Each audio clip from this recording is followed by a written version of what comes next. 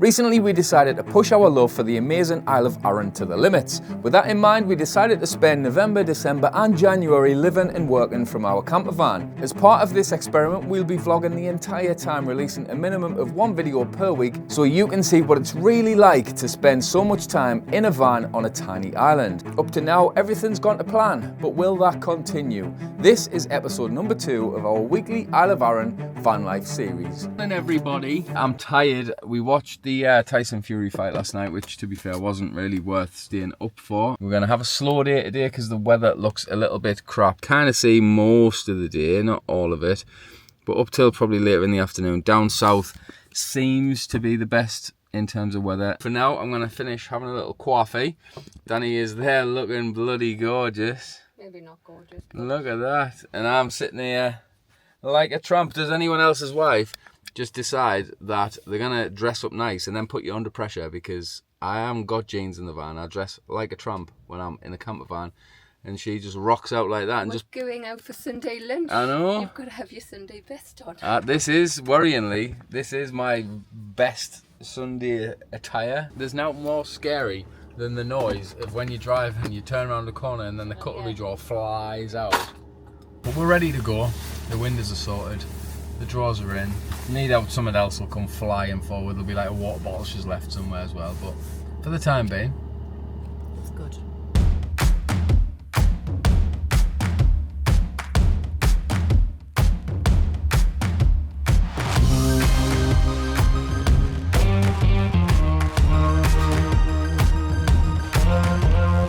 if you're into your wildlife and stuff, I've just pulled over because there's another little pop its head up, another one there.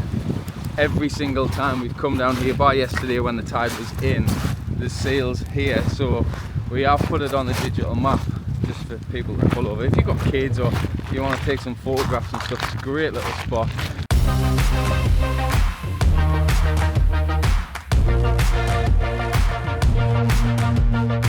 The bloody traffic on this island's ridiculous. Whose are them? I know they get to like explore stuff, but presumably they've getting out of the area. Like, how do you find your sheep if they just decide to come for a walk? But then again, there's no fences here and there's loads of sheep, or a few sheep here. I don't understand, but if that is your sheep, like how in this sort of, I get in the mountains and that you can sort of herd them all back in that way, but like if they're just kicking around a little town like that, like little tour rags like them, how do you find them again? I don't know. Let us know if anyone's a sheep herder or anything in the comments. Just pop it below and let us know, how would you find your sheep if they decided to go for a mooch through a little town?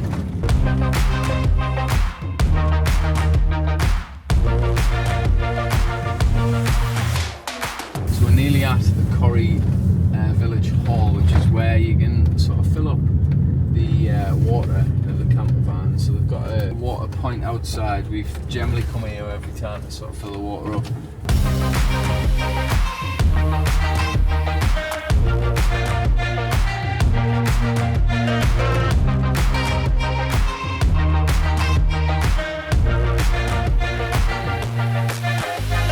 So this is the wee bookshop, which is right next to the village hall, which is literally here where you fill your water up. So if you are looking for some interesting books on the Isle of Arran, so we've got one about the Goatfell murder and 3 other little books as well. I don't know what they are. Because I want to go into them too.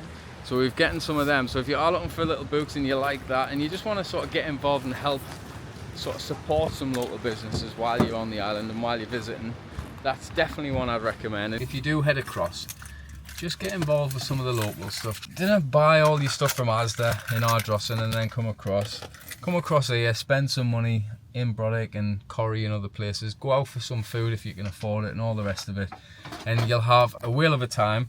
Chat to people, they're all friendly. People will talk to you, there's stories you'll hear, there's people you'll meet, and everyone wants to engage in conversation. Everyone loves Arran. I think that's the thing, innit? Would you say?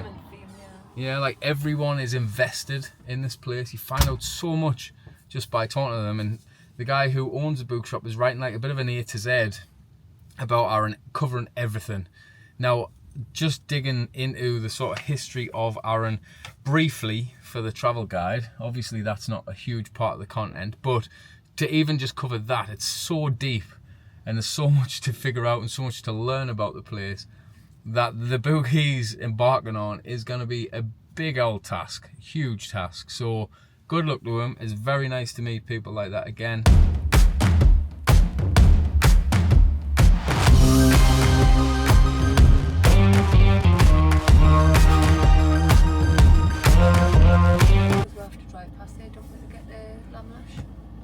No.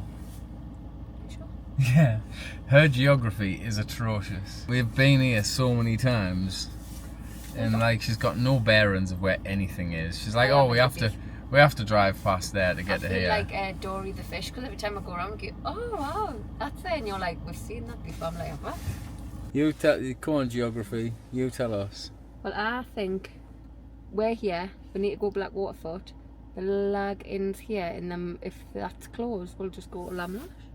But you're saying that we're passing it anyway? We're not, but we will be passing it if we go to the drift. If we drive past it, then obviously we'll be passing it.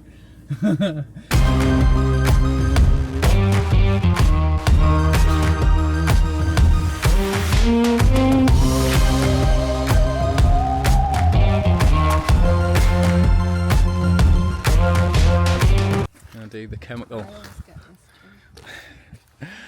Used to do it in the beginning. I'm cameraman. I have mentioned it before many times that there's not many places that are this accessible and this sort of friendly towards people with camper vans and stuff. So if you are going to use the chemical waste disposal or any of the services on the island, just tidy up after yourself. But you can see the sort of, it's just around the back from the car park.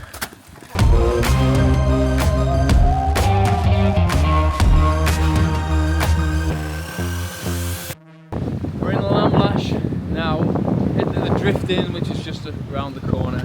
That's the Holy Isle, where it's a Buddhist island. You can only get there certain times a year.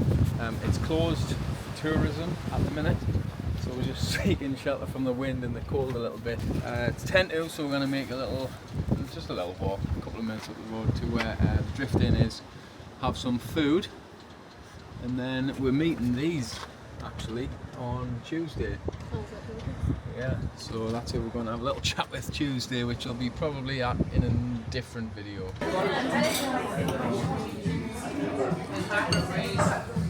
Whoosh. God. Very nice. About to start the walk up to the waterfall. I can't really be bothered.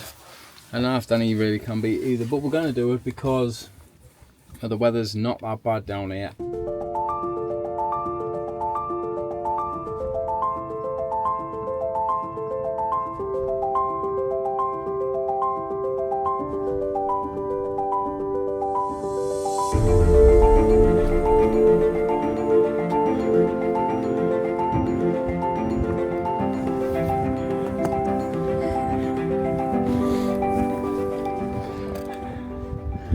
There's a ton of little picnic benches and stuff on every walk, I would say.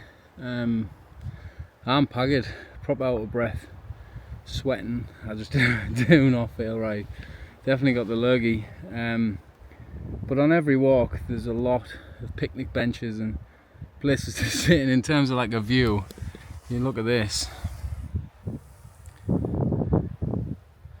And we've made it to King's Grave. Is it King's Grave? Giant's Grave. I'm getting King's Cave and Giant's Grave mixed up. We're at Giant's Grave. Like the gods have shone down at us. Got a nice bit of light on it and everything.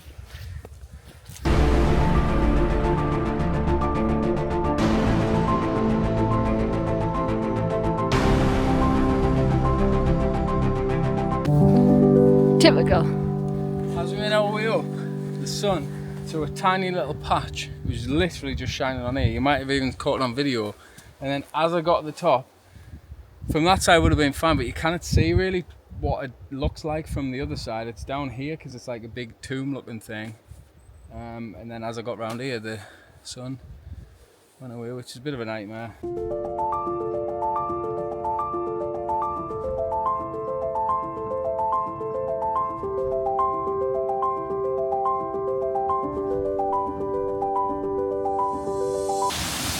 So there it's there. It goes all the way down and up that way. Now the problem I find with Glenashdale Falls, and the problem I found last time as well, is it is beautiful to look at, but it's very hard to get a decent angle for a good photograph. So that's what I struggle with the most. So I have already covered this before a couple of times, the photos, and I was going to use some of them in the guide. But then this time I'm like, no, I'll be able to come up and get a better photo, I'm sure of it.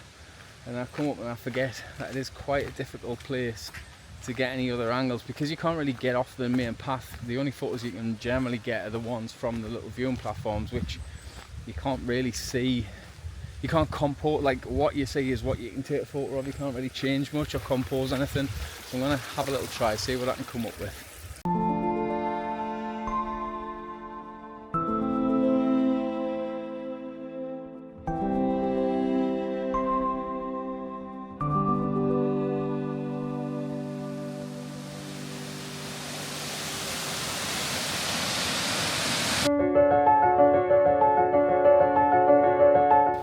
Views as you walk back down are just as beautiful. You come through the valley and obviously the colours at the minute are gorgeous. It weren't like that last time. It was like really overgrown and proper green and like very leafy, I think is the word. But obviously to see it changing, a lot of them have already lost a lot of the leaves, so they're looking quite bare and quite brown, but then others are still bright yellow, some of them are green. It's very pretty. The autumn colours are on point at the minute. There's the van, just parked down next to Whiten Bay. It's a little bit breezy, but the good thing is the park up that we've got in our head for tonight, I don't know if that is where we're going to stay, but if it is, it's not that far from here. So we're going to have a little neb, drive around, and then I think we're making, is it mushroom risotto? Yeah. Mushroom risotto tonight. So we'll do a little cook along where I'll film while Danny cooks me tea. As usual. That sounds like a great little plan to me, that. Sounds like the norm to me. Oh yeah. Oh, what a place, what a place. I say it all the time. I know I bot on about it constantly, but I love it. And if you don't like it, then it's just because you haven't been. Come along, see it for yourself.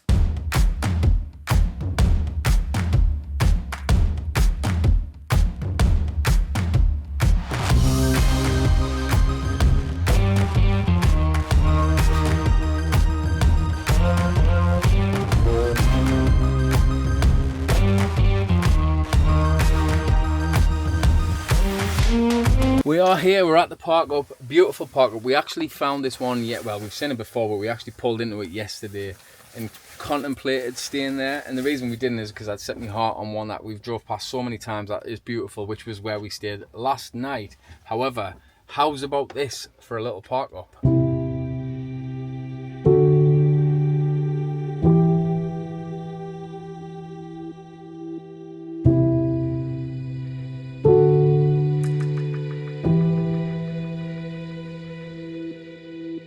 So we're just sitting here while Danny has a little cuppa, and an email's come through off the website, contact email. So I thought I'd read it out, not say who it's from. Hi Chris, I don't have social media, so I can't really contact you in any other ways. I just wanted to say a quick thank you for the down-to-earth YouTube content, the guides you've made, which I'll be ordering. I've got a long wheelbase T6 that I practically live in and build my dream.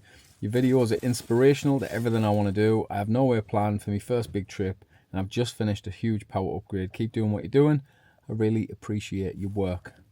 Well, thank you very much. We've had some amazing comments over the time. I mean, there's a lot of negatives to YouTube. I mean, you get a lot of knobheads, but you also, like, all of that massively makes it worthwhile. Meeting people at the NEC was a great one for that, because you sort of, when we're away, we generally do tend to sort of meet people, or like bump into people that have watched the videos or whatever and get chatting.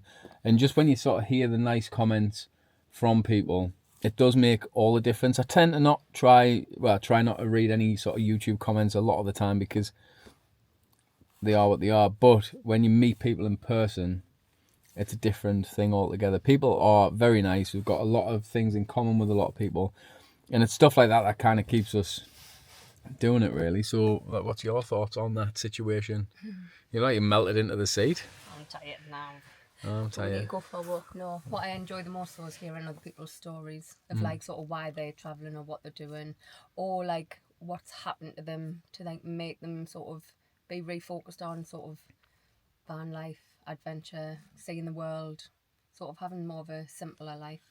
Everyone tends to have like, or it seems like a lot of people have gotten to like a crossroads in their life and then sort of changed what they value, because I think a lot of people chase the day-to-day stuff, what all of us have done and what you get taught as a kid to chase, and then you kind of get there, or you do get there, and it's not all it's cracked up to be, and you realise that adventure and stories and meeting people and sort of seeing things and making memories is a lot more important than what you thought it was or what you're told it was when you were a kid.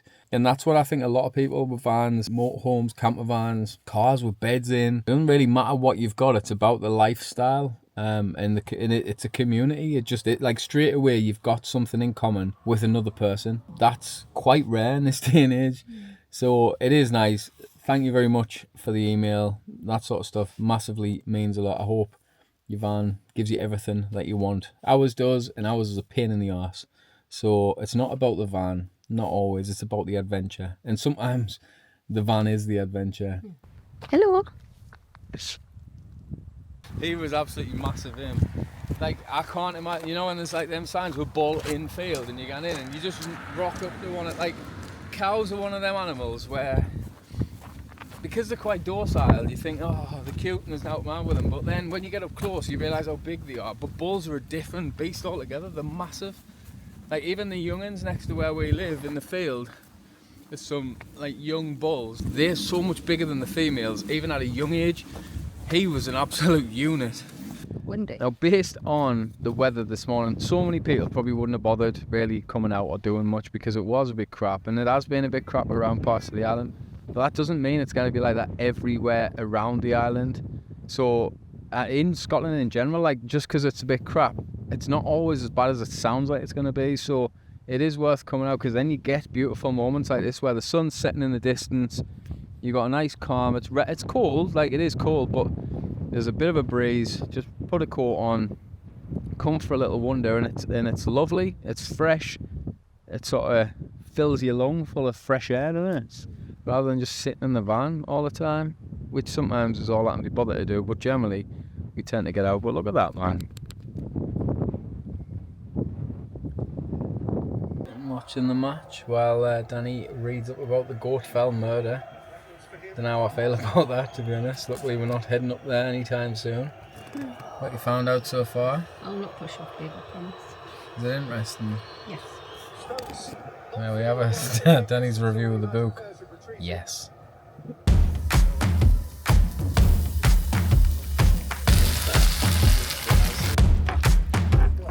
Sweet baby cheese is served. Sounds nice, huh? It should hopefully be nice. I need to pinch them all back out of your plate. No, not having that. I might have some bread. Will As bread well. go with this? I think so. What's it called? A sourdough. What are you doing? This is just pinch It stuff. wasn't equal portions. I'm hungry now. I know, but my belly's bigger than yours. The equal portions is unequal in this house. That's how we operate. Well, on that bombshell, we're going to call it a night for this video. Thanks for watching if you got this far. And if not, well, you'll not see this anyway. But we'll see you all in the next one.